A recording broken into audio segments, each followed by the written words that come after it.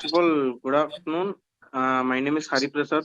I have completed my MBA in Sona School of Business and Management, Salem. Now I'm working as a project fellow in Startup TN. உங்களுக்கு business ideas இல்லை start up பற்றின ideas எதாவது இருந்தால் நீங்கள் சொல்லுங்கள். அதுக்கான என்னோட suggestion என்னோட சைட்லேருந்து நான் என்ன அப்படிங்கிறது உங்களுக்கு நான் சொல்லுவேன். Good afternoon, sir. My name is Bharat. I'm from SNS College of Technology, currently pursuing automobile engineering.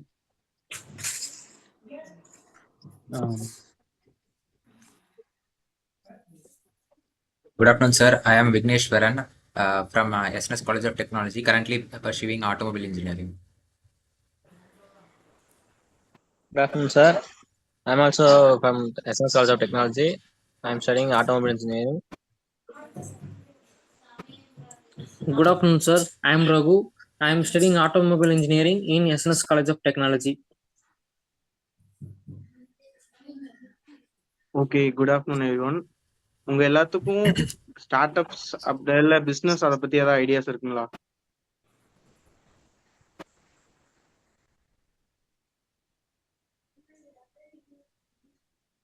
Sir இருக்கு சார். ஆனா அதை எப்படி ஸ்டார்ட் பண்றது அப்படின்ற ஒரு ரஃப் கான்செப்ட் இருக்கு. ஆனா அதுக்கான இன்வெஸ்ட்மெண்ட், அதுக்கான சோர்ஸ் ஆஃப் மணி எப்படி கெயின் பண்றதுன்ற நாலேஜ் இல்லை சார். ஓகே, ஒரு ஸ்டார்ட் அப் ஐடியா இருந்தால் ஆக்சுவலாக வந்து இதை வந்து இன்குபேஷன் சென்டர் அப்படின்னு சொல்லுவாங்க. ஆஸ் இஃப் நோ வந்து பார்த்தீங்கன்னா இப்போ நம்ம தமிழ்நாடு ஸ்டார்ட் அப் கவர்மெண்ட் சைட்லேருந்தே வந்து நிறைய ஆப்ஷன்ஸ் இருக்கு. அதில் வந்து சீட் ஃபண்டிங் அப்படின்னு சொல்லுவாங்க. சீட் ஃபண்டிங் அப்படின்னா ஒரு ஸ்டார்ட் அப்போட ஐடியா இருக்கும், அந்த கம்பெனியில் ஒர்க் பண்ணுற எம்ப்ளாயிஸ் இருப்பாங்க, அந்த இதுக்கான இன்வெஸ்ட்மெண்ட்ல இருந்து எல்லாமே இது பண்ணுவாங்க. நீங்கள் ஒரு இன்குபேஷன் சென்டரில் இன்குபேட் ஆகுறீங்க அப்படின்னா அந்த இன்குபேஷன் சென்டரோட ஃபெசிலிட்டிஸ் அண்ட் கோவர்க்கிங் ஸ்பேஸ் எல்லாமே நீங்கள் யூஸ் பண்ணிக்கலாம். அந்த டைம்ல வந்து பார்த்தீங்கன்னா உங்களுக்கு அது அவங்க கைட் பண்ணுவாங்க. உங்களுக்கு அந்த ஃபண்டிங் வாங்குறதுக்கு இருந்து இன்வெஸ்ட் பண்ணி எப்படி அதை அவுட்கம் எடுத்துட்டு வருது, நீங்கள் ப்ராடக்ட் எப்படி டெவலப் பண்ணுறது, இந்த ஐடியாஸும் வந்து இது பண்ணுவாங்க. ஆஸ் இஃப் நோ இப்போ வந்து யூனிகார்ன்ஸ் அந்த கான்செப்ட் உங்களுக்கு தெரியல ஸ்டார்ட் அப்ல? Yes sir, yes sir. அதாவது 100 பில்லியன் டாலர் கம்பெனி தானே? எக்ஸாக்ட்லி. இப்ப 2024ல இப்பதான் கொஞ்சம் பில்ட் ஆயிட்டு இருக்கு. 2023ல வந்து பாத்தீங்கன்னா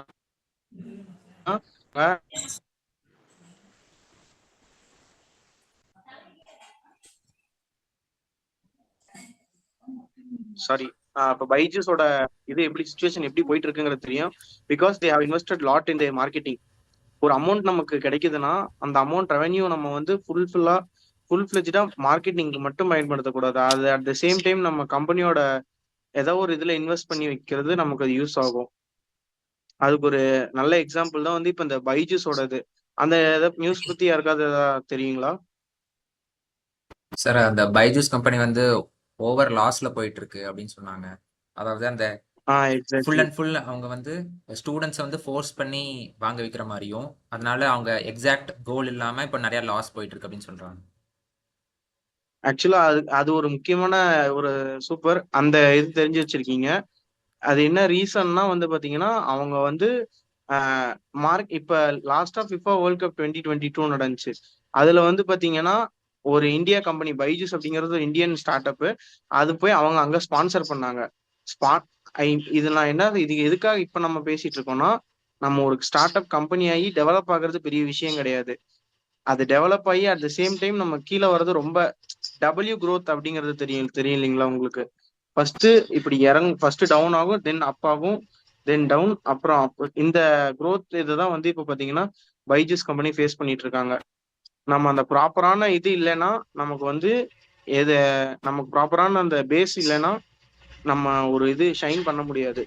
அதனால எப்பயுமே ஸ்டார்ட் அப்ஸ் அண்ட் பிஸ்னஸ் பொறுத்த வரையும் ஒரு நம்ம ஈஸியா ஸ்டார்ட் பண்ணிடலாம். அண்ட் தென் நம்ம இன்வெஸ்ட்மெண்ட் கூட வாங்கிடலாம். நீங்க கிராண்ட் வாங்குறதால அவ்வளவு விஷயமே கிடையாது.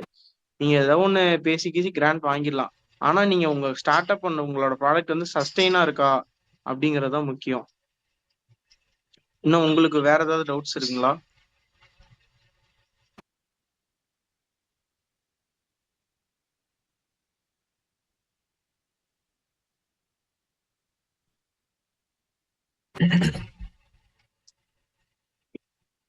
சார் அதுக்கப்புறம் அந்த ஃபண்டிங் அப்படின்னு சொல்றாங்க. அதுக்கு அந்த இன்வெஸ்டர்ஸ்லாம் எங்க போய் கண்டுபிடிக்கிறது? அந்த சீட் ஃபண்டிங் அப்படின்னு நிறைய விஷயம் சொல்றாங்க. அந்த வெஞ்சர் கேபிட்டல் அப்படின்னா என்ன சார் பேசிக் ஐடியா? சீட் ஃபண்டிங்னா என்ன? ஆக்சுவலா வெஞ்சர் வெஞ்சர் கேபிட்டல்னா என்ன? ம். ஆக்சுவலா சீட் ஃபண்டிங் அப்படிங்கிறது வந்து பாத்தீங்கன்னா, சீட் ஃபண்டிங் வந்து எந்த மாதிரி கம்பெனிஸ்க்கு தருவாங்கன்னா, இப்போ உங்ககிட்ட ஒரு ஐடியா இருக்கு, உங்ககிட்ட ஒரு ஒர்க்கிங் டீம் இருக்கு, நீங்க ஒரு சாஃப்ட்வேர் டெவலப்பிங் கம்பெனி, ஒரு சீட் ஃபண்டிங்கிறது இப்ப அந்த சாஃப்ட்வேர் டெவலப் பண்றதுக்கான உங்களுக்கு அமௌண்ட் தேவை. நீங்க அந்த ஃபயர்வால் கிரியேட் பண்ணி எல்லாம் பண்றதுக்கு உங்களுக்கு அந்த இதெல்லாம் தேவை. அதுக்கு வந்து நீங்க அமௌண்ட் வந்து இது பண்ணணும். அதுக்கு வந்து ஸ்டார்டிங்ல நீங்க ப்ராடக்ட் இன்னும் ஸ்டார்ட் பண்ணல அப்படிங்கிற கம்பெனிக்கு தான் ஸ்ட்ரீட் ஃபண்டிங். இந்த வெஞ்சர் கேபிட்டலிஸ்ட் அப்படிங்கிறது ஆல்ரெடி வந்து நிறைய ஒரு இதுல ஃபார் எக்ஸாம்பிள் நீங்க மூவிஸ்ல கூட எடுத்துக்கலாம். இந்த சூர்யா மூவி வந்துச்சு இல்லைங்களா? சூரரை போற்றும் அந்த எஸ் மூவில சார், எஸ் வரும். சார். அந்த அவங்க தான் வெஞ்சர் கேபிட்டலிஸ்ட். வெஞ்சர் கேபிட்டலிஸ்ட் அப்படிங்கிறவங்க ஒரு ஆல்ரெடி ஒரு பிசினஸ் பர்சனா இருப்பாங்க. அவங்க அவங்களோட அமௌண்ட்டை வேற ஏதாவது ஒரு இதுல இன்வெஸ்ட் பண்றதுன்னு சொல்லுவாங்க. அவங்களுக்கு ஃபார் எக்ஸாம்பிள் நீங்க ஆக்டர்ஸ் எடுத்துக்கலாம். இப்ப நயன்தாரா வந்து பியூட்டி ப்ராடக்ட்ஸ் பண்ணிட்டு இருக்காங்க. அவங்களது ஒரு ஸ்டார்ட் அப் தான். அவங்களும் இப்ப அவங்க இன்வெஸ்ட் பண்ணி she is also an venture capitalist. அந்த மாதிரி தான் ஆல்ரெடி ஒரு ஃபேமஸா இருக்கவங்களோ இல்ல ஒரு பிசினஸ் மேனோ அமௌண்ட் இது பண்ணி வெஞ்சர் கேபிட்டலிஸ்ட் அவங்களுக்குன்னு செப்பரேட்டா ஒரு இது இருக்கு. இது இல்லாம வந்து பாத்தீங்கன்னா ஏஞ்சல் இன்வெஸ்டர்ஸ் அப்படின்னு சொல்லுவாங்க. ஏஞ்சல் இன்வெஸ்டர்ஸ் அப்படிங்கிறவங்க வந்து பாத்தீங்கன்னா அவங்களும் வந்து ஒரு செப்பரேட் ஃபண்டிங் கம்பெனி தான். அவங்களும் வந்து லைக் இன்வெஸ்டர்ஸ் டைப்ஸ் தான். நீங்க எதுனாலும் வந்து இப்ப ஸ்டார்ட் அப் கம்பெனி ரெஜிஸ்டர் பண்ணிட்டீங்க அப்படின்னா ஃபர்ஸ்ட் அதுல வந்து டிபிஐஐடின்னு சொல்லுவாங்க. Department for promotion internal trade அப்படின்னு சொல்லிட்டு ஒரு சர்டிபிகேட். இந்த சர்டிபிகேட் வாங்குனீங்கன்னா நீங்க வந்து ஒரு கவர்மெண்டால ஸ்டார்ட் அப் அப்படின்னு ரெகனைஸ் பண்ணப்படுவீங்க. அந்த சர்டிபிகேட் நீங்க வாங்கி வச்சுட்டு அதுக்கப்புறம் நீங்க ஃபர்தரா ப்ரொசீட் பண்ணலாம். ஸ்டார்ட் அப்ல இருக்க ஒரு ஸ்டார்டிங் ப்ரொசீஜர் இதுதான். சார் ஃபர்ஸ்ட் அப்போ கம்பெனி முதல்ல எப்படி நம்ம ஸ்டார்ட் அப்னு ரெஜிஸ்டர் பண்றது? அதுக்கு ஏதாச்சும் ஃபார்மாலிட்டிஸ் இல்லைன்னா வெப்சைட் அது மாதிரி ஏதாச்சும் இருக்கா? இப்ப நீங்க கோயம்புத்தூர்ல இருக்கீங்களா? இப்ப ஸ்டார்ட் அப் டிஎன் வெப்சைட் போங்க. ஓகே. ஸ்டார்ட் அப் டிஎன் வெப்சைட்ல போயிட்டு அதுலயே வந்து பாத்தீங்கன்னா ரைட் சைட்ல கார்னர் வந்து கான்டாக்ட் நம்பர் இருக்கும். நீங்க இந்த மாதிரி உங்களுக்கு வந்து பாத்தீங்கன்னா கோயம்புத்தூர் ஹப் வருவாங்க. அவங்கள நீங்க ரீச் பண்ணீங்கனாலே உங்களுக்கு ரெஜிஸ்டர் பண்றதுக்கு ஹெல்ப் பண்ணுவாங்க. நிறைய பிரைவேட் செக்டர்ஸும் இருக்கு. அவங்கலாம் வந்து பாத்தீங்கன்னா கமிஷன் பேசிஸ்ல ஒர்க் பண்ணிட்டு இருக்காங்க. அவங்க கிட்ட நீங்க போனீங்கன்னா உங்களுக்கு லைக் அமௌண்ட் ஸ்பெண்ட் ஆகுமே ஒழிய அது ஒர்க் ப்ராப்பரா நடந்ததா இல்லையாங்கிற ஃபாலோஅப்ஸ் ஒழுங்கா வராது. நீங்க பெட்டர் ஆப்ஷன் நீங்க government site start up TN அப்படின்னு போட்டீங்கனாலே ஸ்டார்ட் அப் தமிழ்நாடுங்கிற சைட் ஓப்பன் ஆகும். அப்படி இல்லைன்னா ஸ்டார்ட் அப் இந்தியா இந்த 2 சைட்லயே நீங்க சர்ச் பண்ணலாம். இதுல சர்ச் பண்ணியே நீங்க ரெஜிஸ்டர் பண்ணிக்கலாம். Okay sir.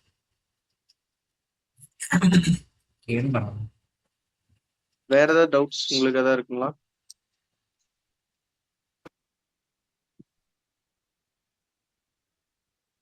இதுல எத்தனை பேரு பிசினஸ் பிளான் வச்சிருக்கீங்க ஆல்ரெடி? பிசினஸ் ஐடியா ஏதாவது இருக்குங்களா யாருக்காவது? சார் எனக்கு இருக்கு சார்.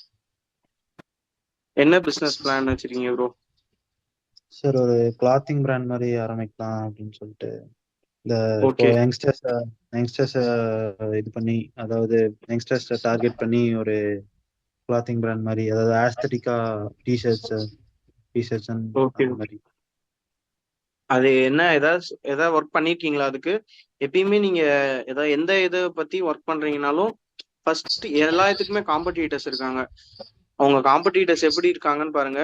யூஎஸ்பி அப்படின்னு சொல்லுவாங்க, யூனிக் செல்லிங் பாயிண்ட். உங்க ப்ராடக்டோட யூனிக் செல்லிங் பாயிண்ட் என்ன அப்படிங்கறத நீங்க எப்பயுமே நீங்க அதுல ஸ்ட்ராங்கா இருக்கணும். இப்போ ஃபார் எக்ஸாம்பிள் வந்து பாத்தீங்கன்னா சரவணன் ஸ்டோர்ஸ் போனீங்கன்னா அங்க எல்லாமே இருக்கும், ஆனா ஓரளவு இதா இருக்கும். அந்த மாதிரி உங்க கம்பெனியோட யூனிக் செல்லிங் பாயிண்ட் என்ன? இன்னொரு எக்ஸாம்பிள் வந்து பாத்தீங்கன்னா நீங்க தனிஷ்க் ஜுவல்லரி எடுத்துக்கலாம். தனிஷ்க்ல வந்து எல்லா டிசைனுமே வந்து நீங்க 1/2 கிராம் கோல்ட்ல கூட வாங்கிக்கலாம்.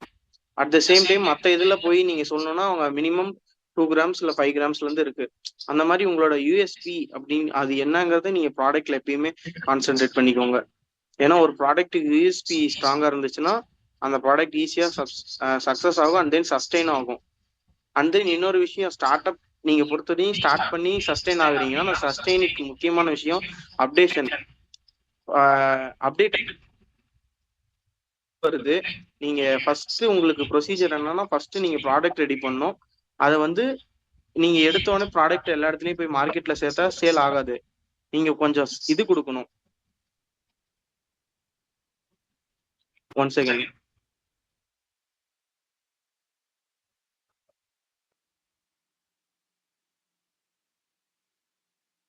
சாரி. நீங்க வந்து ஃபர்ஸ்ட் சாம்பிளிங் கொடுக்க ஸ்டார்ட் பண்ணும். சாம்பிள் கொடுத்து அந்த சாம்பிள்ல இருந்து வர இது நீங்க யாருக்கிட்ட சாம்பிள் கொடுத்தீங்களோ அவங்க கிட்ட சர்வே எடுக்கணும். எப்படி சார் இது ப்ராடக்ட் ஓகேவா, இல்ல வந்து அவங்க ப்ராடக்ட்ல ஏதாவது இது ரிமார்க் சொல்றாங்கன்னா அதை நீங்க ஐடென்டிஃபை பண்ணி அதை சால்வ் பண்ணணும். அதுக்கப்புறம் தான் இப்ப நீங்க ஃபார் எக்ஸாம்பிள் ஆக்கி மசாலா உங்களுக்கு இதெல்லாம் தெரியும் இல்லைங்களா? Sakthi Masala, sorry Sakthi Masala. Yes sir. அவரது எப்படி அவர் எப்படி அவரோட கம்பெனியை பிராண்ட் பண்ணாருன்னு யாருக்காவது தெரியுமா? அதுல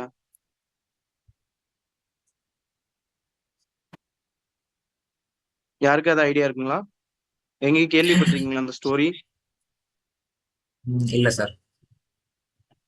ஆக்சுவலா அவர் வந்து பாத்தீங்கன்னா ஒரு குமுதம் புக் இருக்கு இல்லைங்களா, அந்த புக் சேல் பண்றவரா இருந்தாரு. அவர் ஃபர்ஸ்ட் ஸ்டார்ட் பண்றப்ப சென்னை டி நகர்ல தான் வந்து இந்த பிசினஸ் ஸ்டார்ட் பண்ணாரு. அந்த குமுதம் புக் விக்கிறப்ப ஒரு சின்ன பாக்கெட்ல அந்த புக்லயே ஒரு 2 rupees இந்த சின்ன ஜிப்லாக் பாக்கெட் இருக்கும் இல்லைங்களா, அந்த புக்ல பின் பண்ணி கொடுக்க ஆரம்பிச்சாரு. Turmeric powder and chilli powder எல்லாத்தையுமே வந்து அதுல பேக் பண்ணி கொடுக்க ஆரம்பிச்சாரு. லைக் சாம்பிளிங் மாதிரி கொடுக்க ஆரம்பிச்சாரு. இன்னொரு 1 month அந்த மாதிரி பண்ணாரு. அதுக்கப்புறம் செகண்ட் மந்த்ல இருந்து என்ன பண்ணாரு, அதே வந்து பெரிய பேக்கெட்ல போட்டு அந்த புக்குக்கு பக்கத்திலேயே வச்சு இது பண்ண ஆரம்பிச்சாரு. அப்ப அந்த 1 month அந்த புக்கு வாங்கிட்டு இருக்கவங்க அதை எடுத்து வச்சு சேவ் பண்ணி யூஸ் பண்ண ஆரம்பிச்சிட்டாங்க. அவங்களுக்கே தெரியாம அந்த டேஸ்ட் அந்த இதோட வந்து அவங்க அடிக்ட் ஆயிருச்சு, அவங்களுக்கு பிடிச்சு போச்சு. அப்படிங்கிறப்ப அவர் வந்து அதை வந்து சேல் பண்ண ஆரம்பிச்சாரு. அவர் சேல் பண்ணி இப்போ வந்து பாத்தீங்கன்னா எல்லா சக்தி மசாலா அந்த இது எல்லாமே பேக்கிங் எல்லாம் மாத்திட்டாங்க. ஸ்டார்டிங்ல வந்த பேக்கிங் இப்ப எதுவுமே இருக்காது. அந்த ஏன்னா நமக்கு இப்ப ரூல்ஸ் படி அந்த மாதிரி பேக்கிங் எதுவும் யூஸ் பண்ணக்கூடாது. பயோடிகிரேடபிள் பேக்கிங் தான் யூஸ் பண்ணணும். நீங்க எல்லா இதுலயும் பாத்தீங்கன்னாலுமே அந்த பயோடிகிரேடபிள் பேக்கிங் அது வந்து மேஜர் இது ரோல் ஆயிருக்கும். அந்த மாதிரி நீங்க வந்து எந்த ப்ராடக்ட் பண்ணாலும் அப்பைக்கப்ப அப்டேட் பண்ணணும். அப்டேட் பண்ணி நீங்க அதை மறுபடியும் சாம்பிள் கொடுத்து அதுல சர்வே எடுத்து இது பண்ணீங்கன்னா தான் உங்களுக்கு உங்க சஸ்டைனபிலிட்டி அதிகமா இருக்கும். இதெல்லாம் கஸ்டமர் கூட எப்படி ரிலேஷன்ஷிப் மெயின்டைன் பண்றது, இல்ல சிஆர்எம்னு சொல்லுவாங்க, கஸ்டமர் ரிலேஷன்ஷிப் மேனேஜ்மெண்ட். அதுக்கு என்ன பண்ணணும்னா நீங்க முன்ன சொன்ன மாதிரியே சர்வே எடுக்கணும். உங்க கஸ்டமரோட நீட்ஸை நீங்க சாட்டிஸ்ஃபை பண்ணிட்டீங்கனாலே உங்களோட ப்ராடக்ட் சேல் ஆகிறத யாராலையுமே நிறுத்த முடியாது. Okay sir. வேற ஏதாவது டவுட்ஸ் இருக்குங்களா? No sir. Thank you for spending your valuable time with us, sir. Thank you. Yeah, thank you. Thank you for giving me this opportunity. Thank you, sir. I hope you will become entrepreneurs. Thank you, sir. Thank you. Thank you.